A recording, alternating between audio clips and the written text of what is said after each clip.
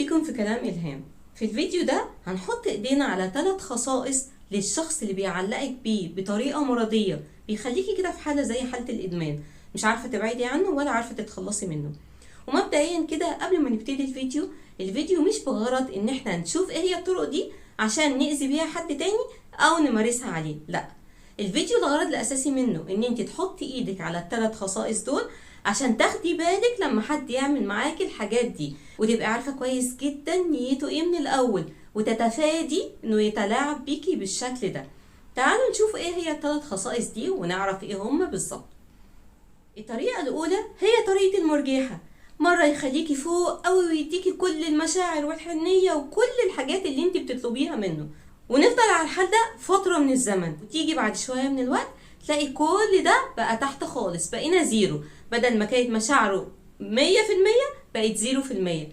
تلاقيه مش موجود، تكلميه في التليفون ما يردش عليكي، يتجاهل وجودك في الحياة اساسا لمدة ايام، وانت تبقي عمالة تسألي نفسك هو في ايه؟ هو ايه اللي بيحصل ده؟ انا مش فاهمة حاجة.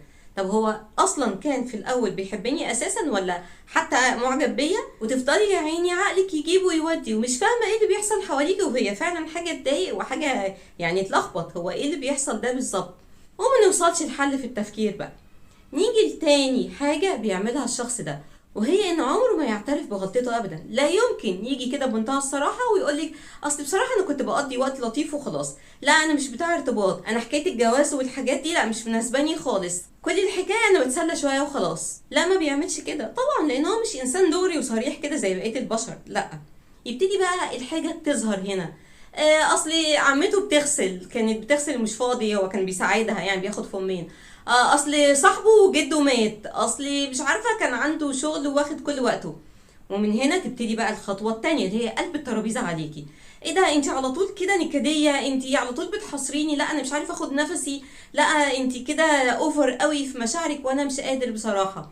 وهنا بتبقى الصدمه الكبرى، وهنا يبتدي حاله الانهيار بقى، ونبتدي نعرف ان احنا كان بيضحك علينا، وان المشاعر دي كلها كانت فرقعه في الهوا كده وما كانتش حقيقيه خالص. دي كانت تاني حاجه بيعملها. تالت حاجه بقى اصعب واصعب في المرحله دي، ان هو بيوصلك لحاله الادمان، بيجرجرك كده بسهوله وببساطه بدون ما تاخدي بالك خالص ان انت بتقعي في حفره موجوده قدامك وباينه قد كده، بس انت مش شايفاها للاسف الشديد، معميه بالمشاعر الكتير اللي هو بيديها لك. يعمل ايه بقى؟ يبتدي يستعمل الدوبامين رش، يديكي سعاده غريبه ومشاعر وحب، وطبعا دي زيها زي الحاله الاولانيه يعني شويه، ويحسسك ان انت يعني مفيش اكتر من كده مشاعر وحب ممكن حد يديها لحد يعني. وفجأة كل ده ينتهي بمنتهى البساطة، وتلاقي تاني يوم مفيش اي حاجة خالص، ويفضل ناسيكي طول اليوم، ويرجع تاني بقى بالليل يحسسك ان انت رجعتي تاني ملكة مدوجة على عرش قلبه، ويدي مشاعر وحنية وكلام حلو وتمام جدا. يرجع تاني يوم نفس القصة، وهكذا وهكذا. بيعملك صدمة، وبيشتغل معاكي بنظرية السعادة والألم، يديكي شوية سعادة كتير قوي، وبعد كده يقوم لسعك، وبعد كده يديلك الشعور بالألم شديد جدا، وهي لحظة البعد عنه. هنا بقى حضرتك بمنتهى البساطة وبالهدوء كده وصلتي للحظة اللي هو عاوزها، لحظة إدمانه. انت كده بقيتي خاتم في صباعه، ما تقدريش تستغني عنه أبدا، ومهما عمل فيكي انت مستنية اللحظة بتاعت السعادة دي.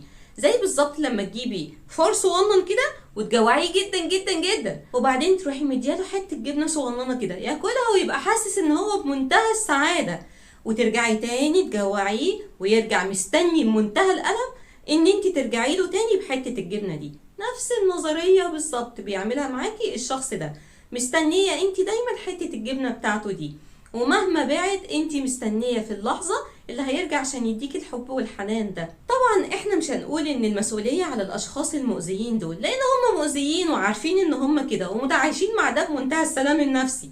المشكله بتقع عليكي انت اكتر، وانا اسفه ان انا اقول كده، لان انت اللي بتسمحي للشخص ده ان هو يتلاعب بيكي بالمنظر ده. والحقيقه ده بيكون ناتج عن اسباب كتير، واحدة منهم صغر السن، يعني البنت بتكون لسه صغننة وما عندهاش خبرة في الحياة كتير، فبتقع في مصيدة الشخص المؤذي ده بمنتهى البساطة والسهولة، زي بالظبط الفار الصغنن كده ما يدخل جوه المصيدة.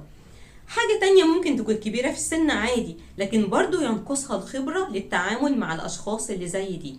والخبرة دي الحقيقة بناخدها للأسف الشديد من التعامل مع الناس دي برضو، يعني احنا بنتلسع مرة واتنين لحد المرة التالتة خلاص بنبقى حذرين بقى. ودي النقطة اللي احنا عاوزين نوصلها، نقطة الحذر في التعامل مع الاشخاص دي. نحجمهم، نحطهم في حجمهم الاساسي، ونبقى عارفين ايه هم بالظبط وبيفكروا ازاي، عشان لما يمارسوا علينا ال3 حيل دول نبقى احنا عارفين كويس قوي ازاي نصدهم، وتوصل معانا لدرجة ان احنا نبعدهم عن حياتنا خالص. لان وجودهم في حياتنا وجود مؤذي، بيساعد ان هو يدمر نفسيتنا اكتر ما يكون استقرار نفسي لينا. لحظات السعادة البسيطة اللي بناخدها من البني آدم ده ما تساويش أبدا كمية الأيام اللي هنعيش فيها في ألم بعد كده.